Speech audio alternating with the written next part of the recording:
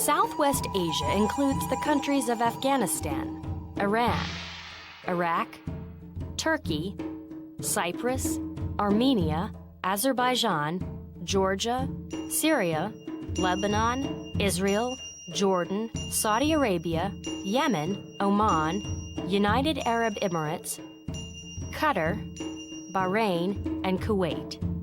Some of the countries in Southwest Asia are also considered part of the Middle East. The region known as Central Asia extends from the Caspian Sea to the border of western China. Central Asia consists of the republics of Kazakhstan, Turkmenistan, Uzbekistan, Kyrgyzstan, and Tajikistan. These countries, all former republics of the Soviet Union, became independent in 1991.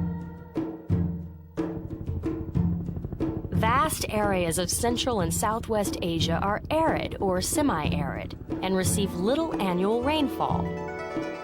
In Central Asia, mountains block moisture-bearing winds from the sea. Across much of this region, people raise cattle, sheep, and chickens. Agriculture is an important part of the economy of Central Asia. Vegetable crops and grains are grown by farmers and sold in markets throughout the region. Most people in Southwest Asia speak Arabic, although Hebrew is the official language in Israel. In Central Asia, over 20 million people speak Uzbek, a Turkic language, in addition to Russian. Islam is the dominant religion in most countries of Central and Southwest Asia. As former republics of the Soviet Union, until recently, Kazakhstan, Turkmenistan, Uzbekistan, Kyrgyzstan, and Tajikistan were dependent on the Soviet economy. These Central Asian countries have struggled to rebuild their own independent economy since the Soviet Union collapsed in 1991. Many Southwest Asian countries are wealthy due to large petroleum resources. Southwest Asia is the birthplace of the world's oldest civilizations. While nomadic tribes established vast empires in Central Asia. The Silk Road, an ancient trade route, brought early European explorers and settlers to this rich and diverse region.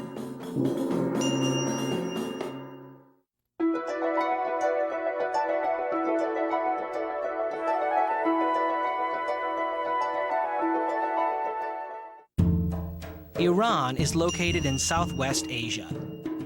It is bordered by Iraq on the west, Turkey, Armenia, and Azerbaijan on the northwest, the Caspian Sea on the north, Turkmenistan on the northeast, Afghanistan and Pakistan on the east, and the Persian Gulf and the Gulf of Oman to the south. Iran is slightly larger than Alaska. The Zagros Mountains line the western boundary, while the Elborz Mountains follow the northern one. Until 1935, Iran was known as Persia. Today, almost 70 million people live in Iran. The capital, Tehran, is located at the foot of the Elborz Mountains, and it's home to more than 12 million people. The name Tehran comes from the old Persian words for warm place. In fact, while the Iranian capital experiences warm summers, winters are cold and snow is common. Tehran became the center of revolution in 1979.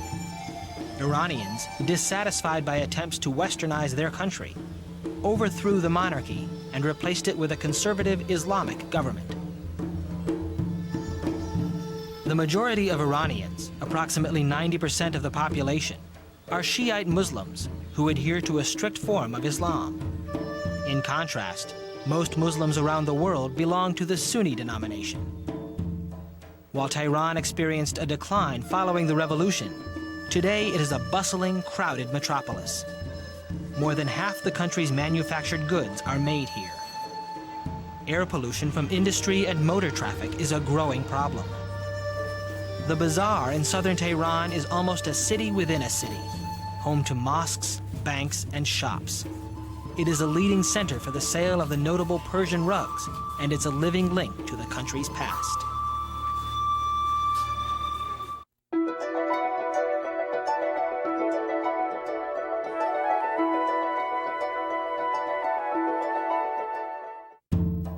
Iraq is located in southwestern Asia.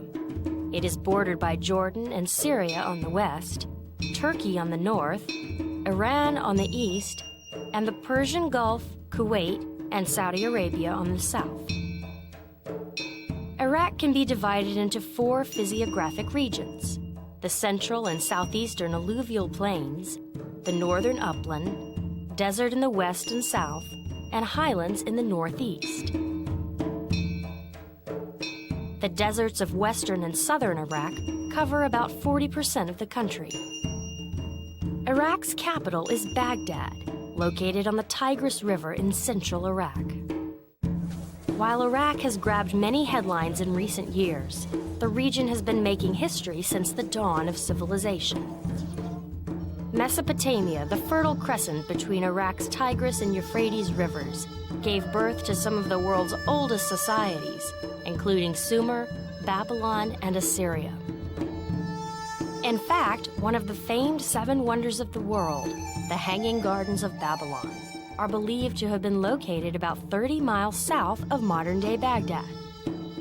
Today, about 75% of the Iraqi population is Arab. Kurds, a group ethnically closer to Iranians, make up another 15 to 20%. They live mostly in the northeast region of the country. Saddam Hussein became president of Iraq in 1979 and ruled as a dictator.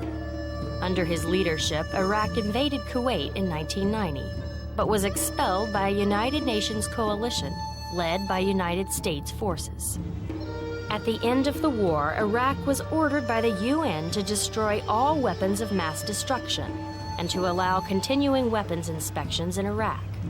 Hussein's refusal to consistently comply with the UN requirements and concerns that he could launch new attacks led to his overthrow in a US-led invasion of Iraq in 2003. Coalition forces are working to help the Iraqi people form an elected government.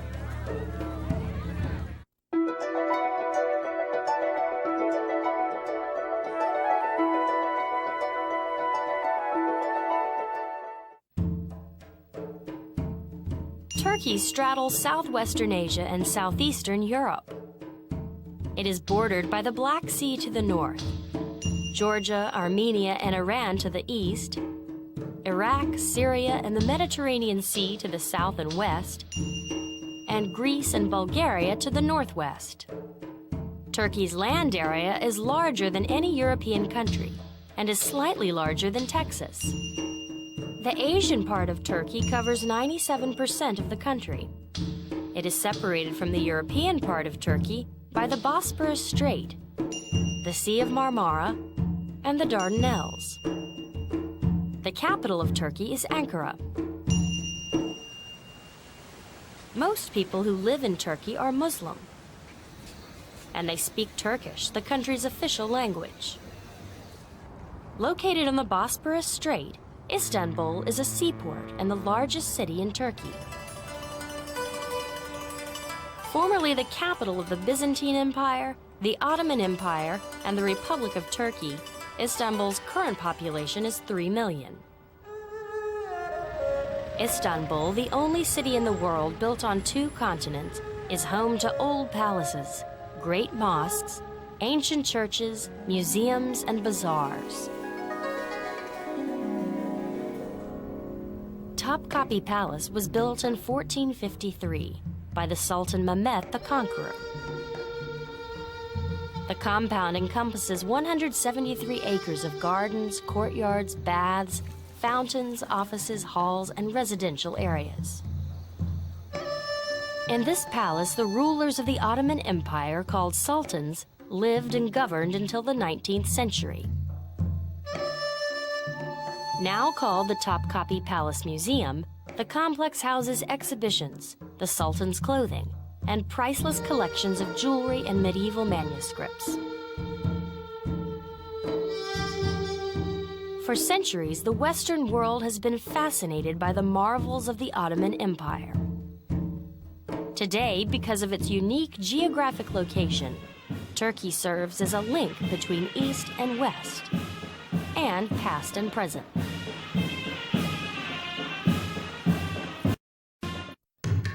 Jordan is bordered to the north by Syria, to the east by Iraq, to the southeast and south by Saudi Arabia, and to the west by Israel. Jordan has been an independent nation only since 1946, but it is home to one of the oldest civilizations in the world, the Nabateans. Archaeologists have uncovered artifacts from the west bank of the Jordan River that date back to around 9000 BC. Petra, the ancient city of the Nabateans, is one of the most spectacular sights in the Middle East. Set in a deep canyon and accessible only through a narrow, winding cleft, Petra was carved from a cliff face. Except for Bedouin tribes, Petra was forgotten by the rest of the world for 1,000 years. A Swiss explorer rediscovered the ancient city in 1812. The Bedouin are a nomadic people who migrate into the desert during the winter rainy season and move closer to cultivated land in the dry summer months. They make up about 10% of the population in the Middle East. Petra is best known for the Khazne, or the treasury, and its 8,000-seat amphitheater. At the height of the region's spice trade, Petra was home to between 10 and 30,000 residents. Jordan has 16 miles of coastline on the Gulf of Aqaba. Jordanians and visitors enjoy swimming and diving in the blue waters of the Gulf. And it shares the Dead Sea with Israel. A landlocked salt lake, the Dead Sea lies 1,300 feet below sea level. It is the lowest body of water on the surface of the earth. Some say the water has natural healing properties. Its waters have such high density that bathers stay buoyant. Jordan's diverse natural wonders and historic marvels make it a rich country.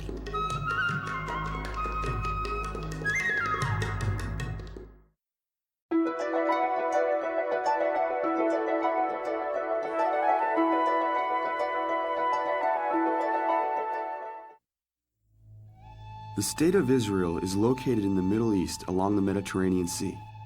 It's bordered by Lebanon, Syria, Jordan, and Egypt. Although it's smaller than the state of New Jersey, Israel is home to over 6 million people.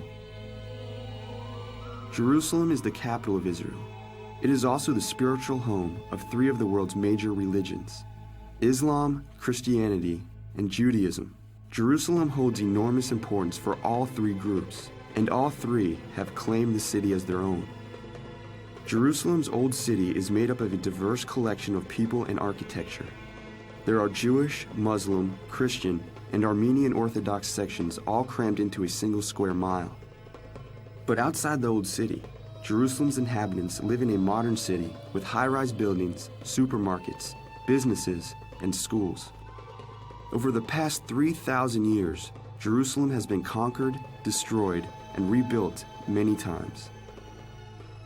Jerusalem got its start some 6,000 years ago when settlers proclaimed that Mount Moriah would connect them to their God. Villages and then a city slowly grew up around the mountain. In about 1000 BC, King David conquered the city and made it the capital for the tribes of Israel. He also brought the belief in a new God, Yahweh. King Solomon built a great temple on the holy mountain. 3,000 years later, the mountain is hidden under a platform made of stone, the Temple Mount. Although the temple was destroyed long ago, Jews from all over the world still gather at the remnants of the wall that supported it, the Western Wall. Also called the Wailing Wall, it's said that God's presence is particularly strong here. countless messages and prayers to God are packed between the stones of the wall. For Baruch Kaplan, these stones lie at the center of his faith. For me personally, I can touch my relationship with God to the extent that I can touch these stones, because these stones have been standing here listening to the prayers of mankind for thousands of years. Directly above the western wall stands a magnificent Islamic shrine. The Dome of the Rock was completed in AD 691, when the Muslims ruled Jerusalem. The dome is built over the top of Mount Moriah. Islam proclaims that this was the spot where the Prophet Muhammad ascended to heaven to speak with Allah and the 10 great prophets. Shireen al-Raja is a Muslim born in Jerusalem and has been coming to the Dome of the Rock since she was young. I like the feeling that everybody's coming here, like all the Muslims from all over. We have the same feeling, we share the same thing. I mean, everybody's praying, everybody's thinking, everybody's charging himself, everybody's cheering up. If you go around, you'll find a lot of people crying. About 400 yards away is the Church of the Holy Sepulchre. This site is important to Christians. The church was built in 1149, and some say it is the location of Jesus' tomb. Inside the church lies the holy rock of Golgotha. Christians believe this rock is from the hill where Jesus was crucified. Bishop Nicephorus is a Greek Orthodox clergyman who has served in Jerusalem for 30 years. By seeing these places, touching them, we strengthen our faith. With our imagination, we can feel the emotions and the feelings of the people that came before us. With all these competing religious, cultural, and historic claims to the city, it's easy to see why so many people feel so strongly about Jerusalem, why they've been fighting for it over the centuries, and why they're still willing to fight for it today.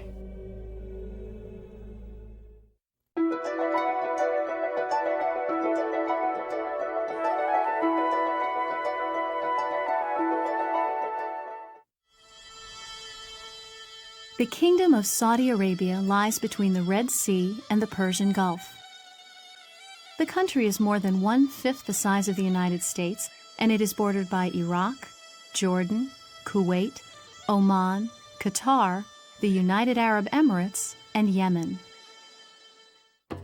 Most of this country is a harsh desert where extreme heat during the day can turn into freezing cold at night. But each year, millions of Muslims travel to this country in order to complete a special task called the Hajj. The Hajj is a 3 to 5 day journey or pilgrimage to the city of Mecca, the holiest city in the Islamic religion. The Prophet Muhammad founded Islam in AD 622 and taught that people should visit Mecca at least once in their lives. Today, men and women from Asia, Africa, Europe, and the United States travel to Mecca each year in order to walk around an ancient symbol of their faith called the Black Stone. The first part of the Hajj begins at the Al-Haram Mosque in Mecca.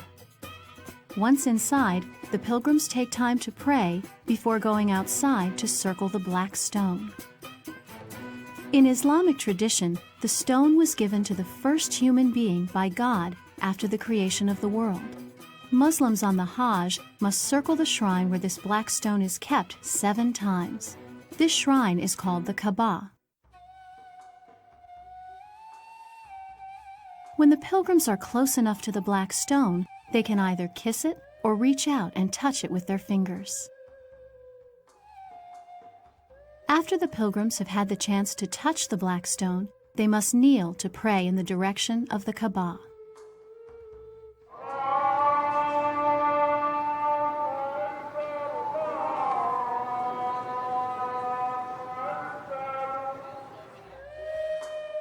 Many pilgrims find time to sacrifice an animal while on the Hajj. This sacrifice helps them remember how the biblical hero Abraham made sacrifices to God for his religion. During the Hajj, pilgrims also take a traditional stand against evil by throwing stones at 3 pillars in the city of Mina. The pillars symbolize evil, and by throwing stones at them, each pilgrim is able to fight against evil in the world. The Hajj is a journey that Muslims take because of their faith. It is both a form of worship and a way to come together as members of a common religion.